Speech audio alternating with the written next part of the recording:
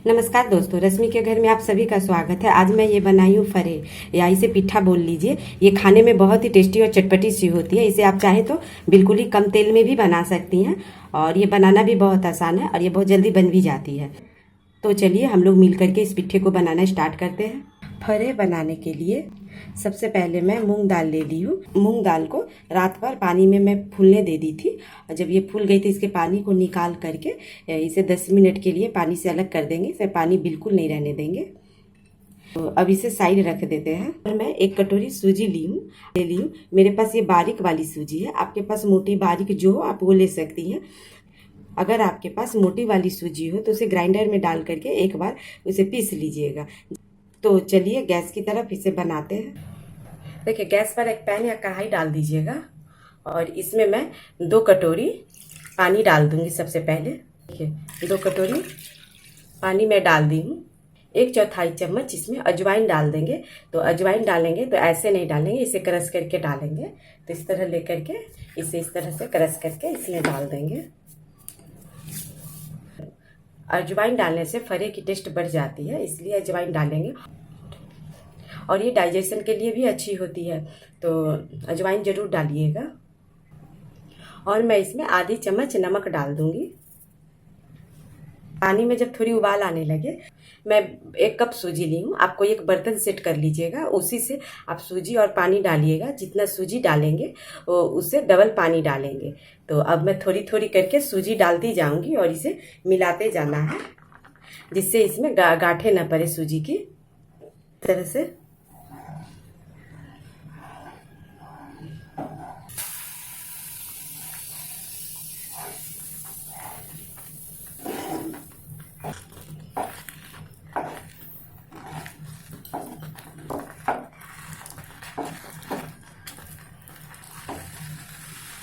देखिए सूजी मेरी अच्छी तरह से पक गई है और पानी में अच्छी तरह से मिल गई है।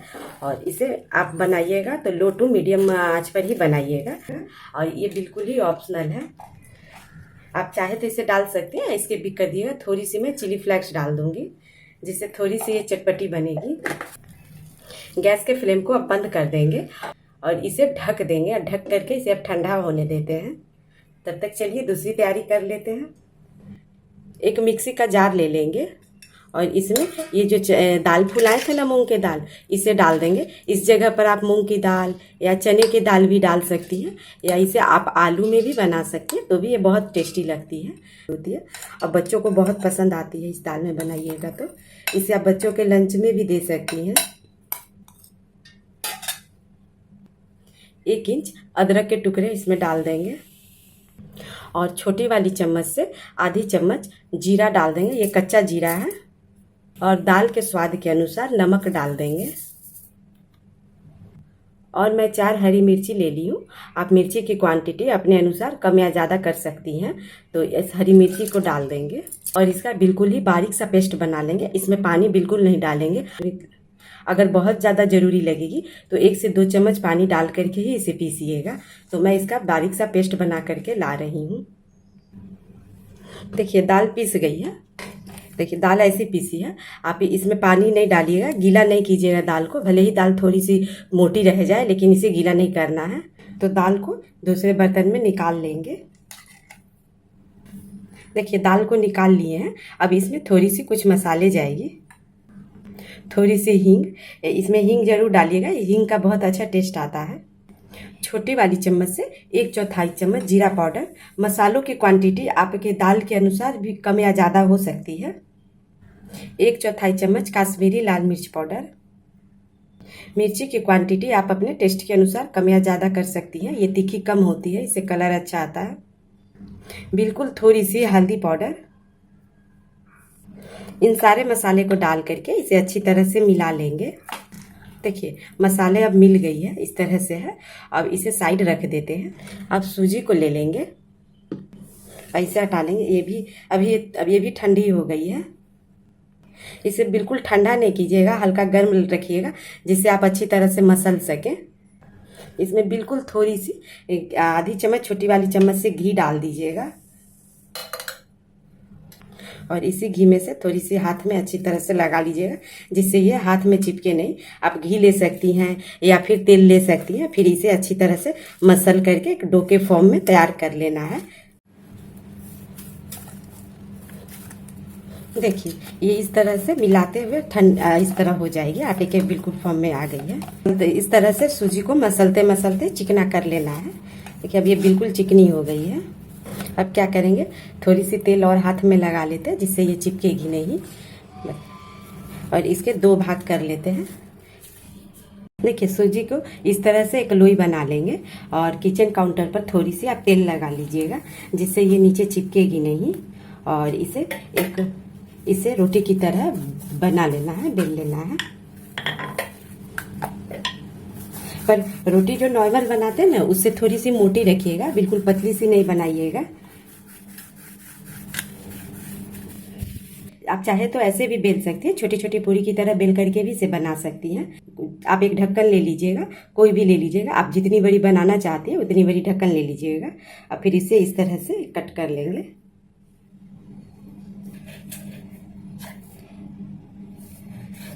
और इसे हटा देंगे, निकाल देंगे। ये जो बचे हुए सूजी के आटे बन गए, इसे फिर दोबारा यूज कर लेंगे और इसे निकाल लेते हैं। देखिए इसे मैं इस तरह से पूरियों को देखिए इस तरह से काट ली हूँ। इस तरह से देखिए ये बन गई है। देखिए एक इस तरह से लेंगे पूरी को और इसे आधी में इस तरह से फैला देंगे।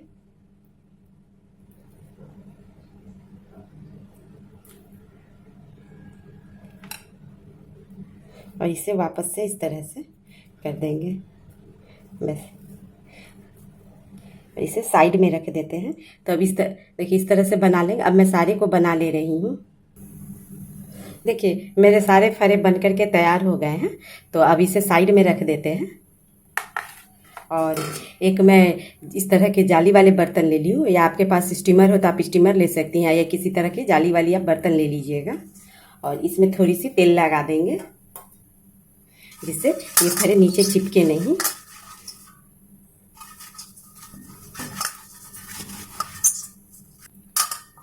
उसके बाद ये सारे फरे को इस तरह से इसमें डाल देंगे। देखिए अब ये तैयार हो गई है। चलिए अब इसे स्टीम कर लेते हैं। मैं कढ़ाई में पानी रख दी हूँ और पानी को अच्छी तरह से खौलने दिए हैं। इसे इसमें इस तरह से डाल देंगे। देखिए इस तरह से रख करके और इसे 10 से 15 मिनट के लिए ढक करके पकने देंगे। अगर आपके पास स्टीमर हो तो आप स्टीमर में भी बना सकती हैं, ऐसे भी बना सकती हैं। तो अब इसे 10 से 15 मिनट तक पकने देते हैं। देखिए पूरे 15 मिनट हो गए हैं। अब ये फरे पक गए हैं, ये बहुत ही अच्छी तरह से पक गए हैं। इसमें एक चक्कू डाल कर देख लेते हैं और निकालते। देखिए चक्कू में चिपकी नहीं है, तो यानी अच्छी तरह से ये पक गई है। इसे ढक देते हैं अब वापस से और गैस के फ्लेम को बंद कर देंगे। और ये जब ठंडी हो जाएगी तब इसे निकालेंगे। ऐसे गर्म में आप निकालिएगा तो ये टूट जाएगी। तो अब इसे ठंडा होने देते हैं। देखिए अब मेरे सारे फरे अच्छी तरह से ठंडी हो गई है। ये बहुत ही आसानी से ठंडी होने के बाद निकल जाएगी। तो ये इस तरह से इसे निकाल लेंगे। देखिए सारे फरे अच्छी तरह से निकल जाएगी। अगर आप इसे गर्म में निकालिएगा तो ये टूट जाएगी। और दाल भी अच्छी तरह से अंदर से पक गई है। तो या तो आप इसे ऐसे भी खा सकती है किसी चटनी के साथ, नहीं तो इसे थोड़ी सी फ्राई कर लेंगे। तो मैं थोड़ी सी इसे फ्राई कर लेती हूँ। तो चलिए इसे फ्राई कर लेते हैं। गैस पर एक पैन चढ़ा देंगे और इसमें 1 चम्मच तेल डाल देंगे। तेल की क्वांटिटी आप अपने अनुसार कम या ज़्यादा कर सकती हैं। और तेल को अच्छी तरह से गर्म होने देंगे। आप जो तेल खाती हैं आप वो डालिएगा। मैं तो इसमें सरसों तेल डाल रही हूँ। जब तेल अच्छी तरह से गर्म हो जाएगी तो इसमें आधी चम्मच सरसों दाना डाल देंगे। और साथ में आधी चम्मच मैं सफ़ेद तिल डाल रही हूँ। अगर आपके पास सफ़ेद तिल हो तो आप तिल जरूर डालिएगा। और इसे अच्छी तरह से चटकने देंगे। और इसी में मैं थोड़ी सी कड़ी पत्ता भी डाल दूंगी। जब सारे मसाले अच्छी तरह से चटक जाएंगे तो एक एक करके ये फरे इसमें डाल देंगे। और इसे अच्छी तरह से अलट पलट करके थोड़ी देर भून लेंगे। इस तरह से इसे अलट पलट करके भून लेना है। इसमें थोड़ी सी तड़का लगा देने से इसका टेस्ट बहुत अच्छा हो जाता है। और आप चाहें तो आप प्लेन भी सिंपल भी इसी तरह से भी खा सकती हैं। देखिए सारे फरे तैयार हो गए हैं। अब गैस के फ्लेम को बंद कर देंगे और चलिए इसे सर्व कर लेते हैं। देखिए मेरे सारे पिट्ठे बन गए हैं। इसे आप गरम गरम खाइएगा, ये बहुत ही टेस्टी लगती है। इसे आप बच्चों के लंच में भी दे सकती हैं। ये ठंडा होने के बाद भी काफ़ी टेस्टी लगती है।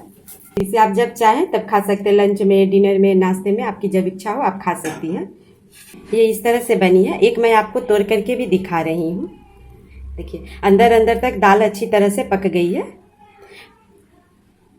तो इसे मैं चटनी के साथ सर्व करूंगी। आप किसी भी चटनी के साथ कर सकती हैं, आपको जो चटनी अच्छी लगती है। और इसे बनाने समय में कुछ बातों का ध्यान रखिएगा कि सूजी को अच्छी तरह से आटे की तरह गूंद लीजिएगा। अगर आप उसे कम मसलिएगा तो हो सकता है कि ये स्टीम करने के समय ही बिखर जाए।